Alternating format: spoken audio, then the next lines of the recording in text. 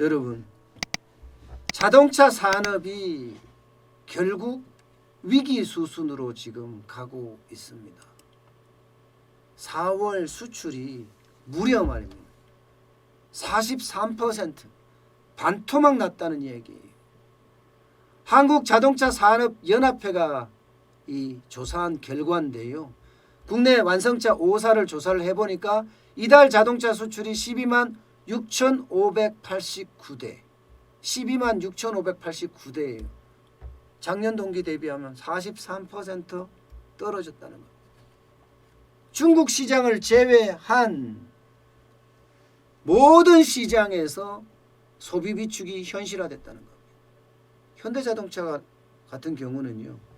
이탈리아점, 독일점을 비롯해서 유럽의 5개국의 영업점 문 닫았습니다. 인도 문 닫았습니다.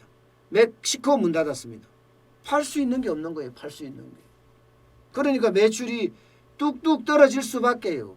현대기아차는 그나마 적게 떨어집니다. 현대기아차는 수출이 현대차 39.1%, 기아차 48.7% 이렇게 떨어진다고 나오고 있습니다. 다행히 한국 GM은요 31.2% 떨어진다. 다행이란 31.2%를 다행이라는 표현을 쓸 정도예요. 쌍용 자동차요 심각하죠. 51.1% 떨어지고요. 르노 삼성이요? 하하, 이거 회사가 유지될지 저는 걱정이에요. 72.9% 떨어졌습니다. 72.9%. 그러니까 그동안 대한민국의 자동차 10대 생산을 하면요 6대를 세계시장에다 내다 팔았습니다. 6대를. 그런데 세계시장이 지금 안 팔리는 거예요. 재고는 무진장 쌓이고요. 이렇게 되면요 완성차 업계의 위기는 현실화됩니다. 문제는요 거기에서 끝나지 않아요. 완성차 업계의 위기가 현실화되면 부품업계는 박살납니다. 대한민국에 9천여 개의 부품업체가 있어요. 자동차 부품업체가. 완성차가 공장을 셧다운하면 부품업체도 셧다운하고 완성차가 공장을 열면 부품업체도 공장을 여는 그야말로 아주 커플링으로 움직이는 그런 게 부품업체입니다. 근데 부품업체가 망할 수밖에 없다. 이런 이야기가 계속 나오는 것은요. 수출이 뚝뚝 떨어지니까 그렇습니다. 수출이 뚝뚝 떨어지니까. 수출이 뚝뚝 떨어지니까 매출도 떨어지고 순이익도 떨어지고. 그러면 현금이 당연히 바닥나겠죠. 지금이요. 자동차 부품 업계는 대부분이 현금이 바닥났다고 이야기할 정도예요. 바닥났다. 현금이 말입니다.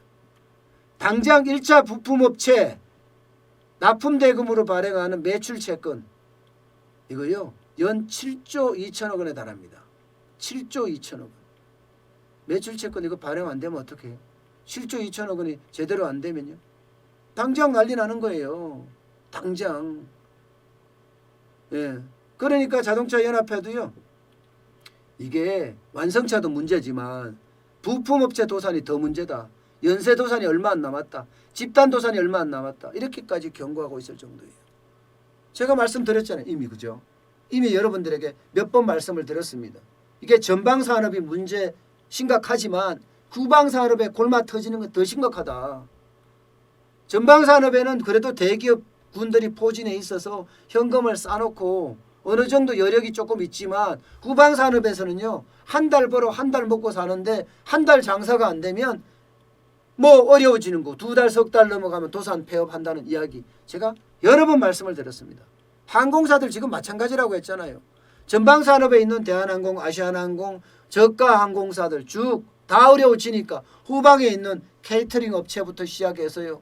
항공, 화물업체, 여행업체 다 박살나잖아요. 박살나잖아요. 그러니까 정부가 이게 시각을 아주 크게 저는 봐야 된다고 생각을 해요. 크게. 그렇지 않으면요. 지금의 위기를 잡지 못합니다. 저는 다시 한번 말씀을 드리지만 지금 정부는요. 경제위기 대응팀을 빨리 꾸려야 해요. 지금처럼 퍼주기식으로 계속 가잖아요. 재정은 고갈되고 진짜 그리스처럼 아니면 베네수엘라처럼 갈 수밖에 없습니다.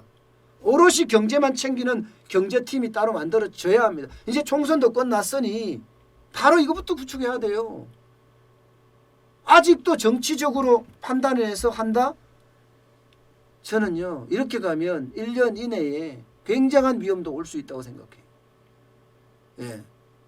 지금 죽어나가는 것은요, 뭐 전체가 다 그렇지만 전체가 중소기업, 영세기업, 자영업자예요. 여기 대한민국의 뿌리입니다. 뿌리 경제입니다. 여기. 자영업자 줄폐업 된다, 집단 폐업한다고 하죠. 중소기업, 예? 여기저기 망한다 하죠. 대기업들 인력 조정한다고 하죠. 여기가 더 급해요. 여기. 영세기업, 중소기업까지 말이에요. 어디 하나 안 급한 데가 없는데 제가 제안한 건 그거예요. 비상경제 대응팀을 꾸리고 한국은행 산하에 기업음 매입센터 만들고 또 제가 뭐라 그랬습니까? 공적자금 센터 만들어라. 그래서 부실채권 매입해주라. 이야기 하잖아요. 참 답답해. 모든 거는요, 선제적으로 대응하는 게 가장 좋습니다.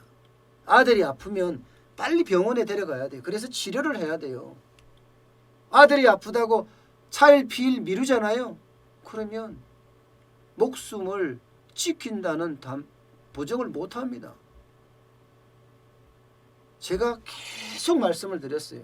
선제적으로 대응하라. 선제적으로 대응하라. 정부는 선제적으로 대응한다는데 선제적으로 대응하는 게 없다니까요.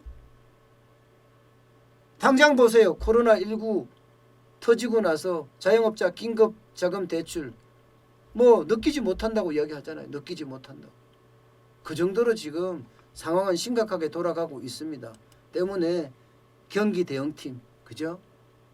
경기만 오로지 대응할 수 있는 정치인 색깔을 싹 배제한 경기 대응팀이 만들어져야 되고요.